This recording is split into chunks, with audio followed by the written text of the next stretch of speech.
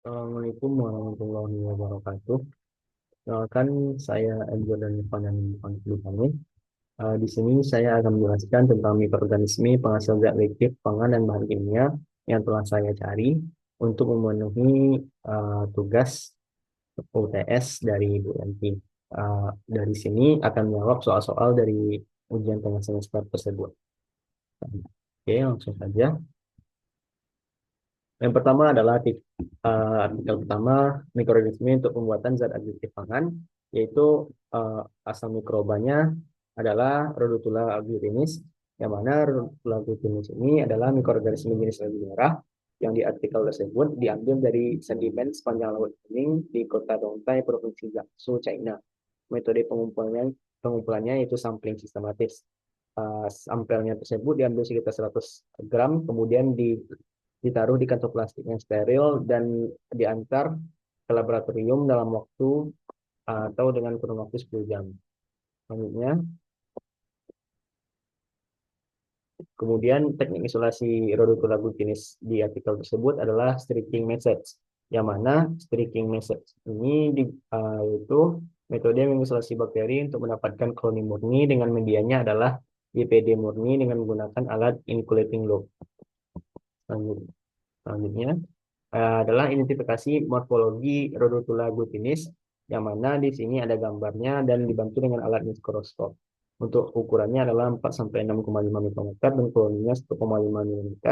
Shape-nya adalah sirkular, kemudian tekstur permukaannya adalah smooth dan halus, kemudian ada elevation-nya adalah kompleks, kemudian marginnya yaitu entire. Selanjutnya, di sini adalah identifikasi molekuler Rhodotula agglutinus.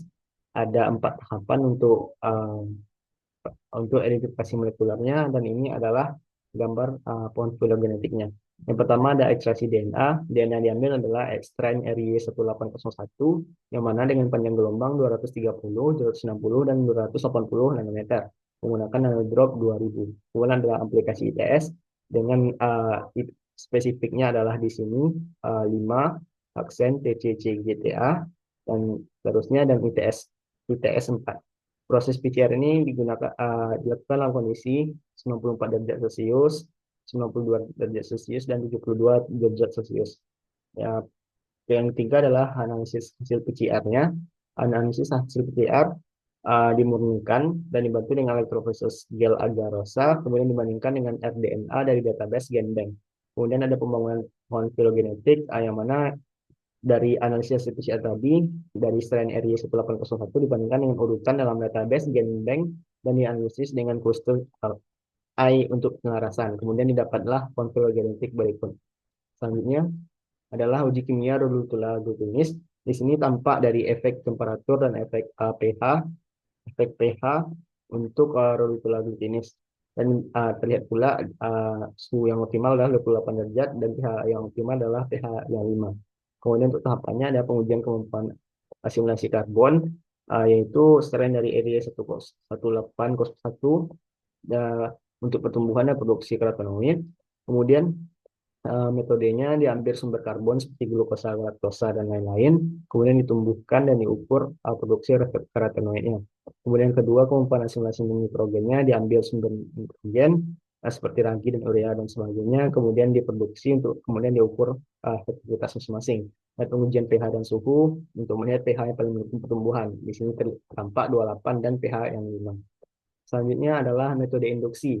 Di sini ada beberapa metode induksi, yaitu pembatasan nutrisi, perubahan suhu, dan pembatasan oksigen. Seperti namanya, pembatasan nutrisi ini ada pembatasan seperti nitrogen, fosfor, dan sulfur untuk mikroorganisme tersebut. Begitu pula dengan suhu, yaitu perubahan suhu untuk melihat yang mana suhu yang paling optimal agar produksi tersebut meningkat. Kemudian adalah pembatasan oksigen, seperti namanya, yaitu pembatasan oksigen yang mana di sini utamanya adalah proses fermentasi anaerobik. Kemudian selanjutnya adalah metode induksi Rhodotula agglutinus. Di sini tampak gambar untuk jelasnya. Dan tahapan-tahapannya itu ada isolasi strain, penentuan suhu optimal, pengaturan kondisi kultur, dan fermentasi pengukuran. Di sini tampak strain yang diambil adalah RY1801. Suhu optimalnya divariasikan.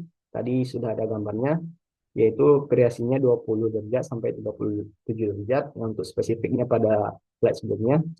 dan optimalnya 28 derajat Celcius. Kemudian ada pengaturan kondisi kultur, yaitu pH-nya tadi, dan pH optimal yang 25, dan fermentasi pengukurannya pada suhu yang telah ditentukan tadi. Kemudian selanjutnya adalah artikel kedua, mikroorganisme untuk pembuatan bahan kimia. Mikroorganisme pada artikel Jordan adalah Bacillus licheniformis, yang mana Bacillus licheniformis ini diambil di area Universitas Asamed di kota Zarqa. Selanjutnya, eh, di sini ada teknik isolasi mikrobanya, digunakan teknik isolasi dilution untuk mengurangi kepadatan segmen mikroba dalam sampel sehingga memungkinkan pertumbuhan koloni yang terpisah pada media agar. Kemudian ada identifikasi morfologinya. Di sini ada gambar Bacillus licheniformis dan alat bantuannya yaitu mikroskop. Untuk size-nya 2-5 mm, shape-nya bulat, kemudian marginnya bergelombang, elevation-nya datar flat, kemudian color-nya putih krem putih kuningan, kemudian ada teksturnya kering, kasar, dan berbutir. Selanjutnya yaitu di sini adalah tahapan dari identifikasi molekulernya. Ada ekstraksi DNA, yang DNA yang diambil dari bakteri, kemudian ada aplikasi gen yang diambil adalah 16S RNA, kemudian ada electropolysis gel, produk PCR tadi diperiksa dengan electropolysis agar-rosa untuk menunjukkan band sesuai dengan ukuran yang diharapkan. Kemudian ada pengurutan DNA, di mana PCR yang diaplikasi tadi diambil diidentifikasi urutan nukleotidanya dari gen 16S RNA. Kemudian analisis bioinformatika, kemudian dibandingkan dengan database pada BLAST untuk identifikasi spesies. Di sini ada gambar untuk PCR-nya. Selanjutnya yaitu ada Selanjutnya itu uji biokimianya, ada uji reaksi Gram, uji pembentukan spora, dan uji motilitas. Di sini uji reaksi Gram untuk menentukan jenis bakteri pada struktur dinding sel, uji pembentukan spora untuk mengidentifikasi kemampuan bakteri untuk membentuk spora. Yang ketiga, uji motilitas untuk melihat apakah bakteri dapat bergerak. Kemudian ada metode induksi Bacillus licheniformis. Di sini tampak gambar yang menjelaskannya, tahapan-tahapannya. Di sini ada tahapan singkatnya yaitu yang terbaik, metode induksi terbaik adalah tes nutrisi. Untuk prosedurnya yaitu pengurangan nutrisi, mengurangi konsentrasi sumber nitrogennya. Kemudian ada inkubasi kultur bakteri dalam kondisi yang telah dimodifikasi. Kemudian ada pengambilan sampel, mengambil sampel pada interval tertentu. Kemudian selanjutnya, di sini ada metode rekayasa genetika overekspresi, yang mana di sini saya mengambil overekspresi enzim malik dalam mengukur Circinolaides. Di sini tampak gambar yang menjelaskannya secara rinci bagaimana tahapannya. Di sini untuk itu tahapannya saya juga sudah buat di sini. Ada pertama ada identifikasi gen target malik enzim. Peneliti akan mengidentifikasi gen yang mengkode enzim malat tersebut. Yang kedua ialah isolasi dan cloning gen. Gen target tadi diisolasi dari DNA organisme sumber, kemudian dimasukkan dalam vektor plasmid menggunakan teknik cloning. Yang ketiga adalah modifikasi gen.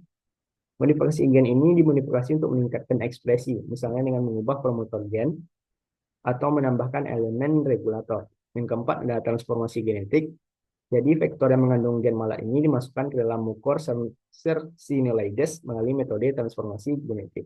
Yang kelima ada seleksi dan screening, yang mana koloni yang berhasil ditransformasi dipilih menggunakan penanda seleksi. Yang keenam ada ekspresi dan overekspresi, yang mana setelah transformasi itu berhasil, ekspresi gen akan dipantau. Kemudian dianalisis melalui pengujian aktivitas enzim dan produksi metabolit. Selanjutnya ada validasi dan analisis fungsional. Validasi akhir dilakukan untuk memastikan enzim malat overekspresi dalam jumlah yang signifikan. Baiklah, mungkin itu saja yang dapat saya sampaikan. Jika terlebih dan terkurang, saya mohon maaf. Assalamualaikum warahmatullahi wabarakatuh.